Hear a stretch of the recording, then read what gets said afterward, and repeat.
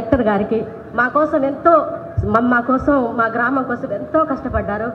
మరి మాకు ఇందిరమ్మ ఇండ్లు వచ్చినాయి. మా గ్రామం ఇప్పలగడ్డ, మా గ్రామ పంచాయతీ రాఘవపట్నం, ములుగు మండలము, ములుగు జిల్లా, గోంద్రపేట మండలము. మరి మా కోసం అయితే ఎంతో మరి మా గ్రామానికి ఇందిరమ్మ ఇల్లు వచ్చినందుకు చాలా సంతోషము. ఇందిరమ్మ ఇల్లు వచ్చినందుకు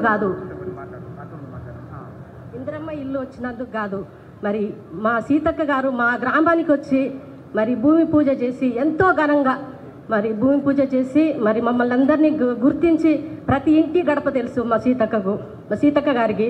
ప్రతి ఇల్లు తిరిగి నన్ను ఆదరించడానికి, నన్ను పరామర్శించడానికి వచ్చింది మా సీతక్క. మరి నా ఇంటికి వచ్చి నన్ను పరామర్శించి నా ఇల్లు మరి మొన్నటి గాలికైతే రేకులన్నీ లేచిపోయినాయి. చిన్న ఇల్లు కట్టుకున్నాము, మరి గాలికి రేకులన్నీ లేచిపోయినాయి. మరి అలాంటి విషయాలలో మరి నా ఇంటికి వచ్చి మా సీతక్క గుర్తించి మరి ప్రతి ఇంటికి మరి మా గ్రామానికి, మా గ్రామ పంచాయతీకి 97 ఇల్లులు వచ్చినాయండి. మరి మన ప్రభుత్వం, కాంగ్రెస్ ప్రభుత్వం మరి ఇందిరమ్మ ఇల్లు ఇచ్చినందుకు మరి వాళ్ళకి ఎంతగానో రుణపడి ఉన్నాం. మాది ఇప్పలగడ్డ గ్రామము. సీతక్క గారు నాకైతే తెలియదు. ఇక్కడ కూర్చున్న ప్రతి ఒక్కరి పెద్దలకి నాకైతే పేర్లు తెలియదండి. అందరికీ నా నమస్కారాలు. మా గ్రామం తరపున, మా గ్రామ పంచాయతీ తరపున అందరికీ మీకు నమస్కారాలు సార్. మరి మా సీతక్క గారు అయితే మా కోసం ఎంతో ప్రత్యేకంగా, నాకు భర్త లేడండి, మా భర్త గారు లేరండి. నా భర్త లేనప్పుడు మరి ఆమె వచ్చి నన్ను పరామర్శించి ఆమె నన్ను హత్తుకొని మరి ఎంతగానో నన్ను ప్రేమించింది. అందుకు గాను మరి ఇందిరమ్మ ఇల్లు, నాకైతే ఇందిరమ్మ ఇల్లు వచ్చిందండి. మరి బేస్మెంట్ అయింది, బేస్మెంట్ బిల్లు కూడా వచ్చింది. మరి మా మండలం తరఫున మరి ఎంపీడీఓ సార్, ఏఈ సార్, మరి మా గ్రామ ప్రజలందరూ వచ్చినారు. మరి ఎంతమంది ఇల్లు అయితే వచ్చినాయో ప్రతి ఒక్కరు వచ్చినారు ఇక్కడికి. మరి వారందరికీ కూడా మేమైతే రుణపడి ఉన్నాం సార్. మరి మా ఇల్లు వచ్చినందుకు కాదు, ఇళ్ళకి నీళ్లు లేకుంటే మా సీతక్క కాలనీ అని పేరు పెట్టుకున్నాం. మేము అక్కడ ఒక బజార్ రోడ్ వేసినాము, సీతక్క కాలనీ అని పెట్టుకున్నాము. మరి ఆ సీతక్క కాలనీలో నీళ్లు లేకపోతే మా సీతక్క గారు అక్కడ నీళ్లకు బోరేయించినారు.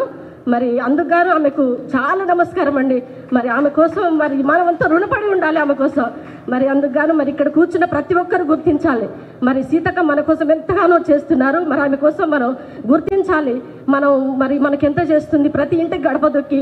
అలాంటి వారు ఉంటారండి. ఆమె మంత్రి అయినా కూడా మన ఇంటికి గడప దొక్కి మరి మనం మాట్లాడేటోళ్ళం కాదండి. నేనైతే కూలి పని చేసేదాన్ని, నాటుకు వెళ్తాను, కలుపుకి వెళ్తాను, పత్తికి వెళ్తాను, ప్రతి ఒక్క పనికి వెళ్తాను నేను ఒక మేస్త్రిగా పనిచేస్తానండి. మరి నా మాట ప్రతి ఒక్కరు అందరు వింటారు. అలాగే మరి మా గ్రామం కోసం ఇంకా చేయాల్సిన రోడ్లు కానీ మరి ఇంకా ఏ సౌకర్యం ఉన్నా మాకు దనసరి గుంట కావాలని మేము అక్కగారిని కోరినామండి. మాకు దనసరి గుంట కూడా కావాలని. మరి మాకైతే కొంత సమస్య వచ్చింది. అది ఫారెస్ట్ వాళ్ళ ద్వారా అది ఫారెస్ట్ అని వాళ్ళు చాలా సమస్య పెట్టినారు. ఆ సమస్యకు పరిష్కారం చేసి మరి సీతక్క గారు మరి ఓకేనండి, సీతక్క గారు ఆ సమస్యను కూడా పరిష్కారం చేసిరండి. మరి ఆమెకు ఇక్కడ కూర్చున్న ప్రతి ఒక్కరికి ధన్యవాదాలు. నిజంగా ఈరోజు మన తెలంగాణ ప్రభుత్వం వచ్చిందంటే ఎంతో సంతోషంగా అనిపిస్తుంది. నేనైతే నాది ఒక పూడు గురుష అండి. మేమిద్దరం వికలాంగులము. మా భర్త వికలాంగుడు, నేను కూడా వికలాంగురాలనే. నాదొక పేద గుడిసె. ఈరోజు కాంగ్రెస్ ప్రభుత్వం నాకు ఇందిరమ్మ ఇళ్ళ పథకం కింద నాకు ఇల్లు వచ్చిందంటే చాలా సంతోషంగా అనిపిస్తుందండి. ఏ ప్రభుత్వం కూడా మమ్మల్ని ఆదుకోలేదు నిజం చెప్పాలంటే.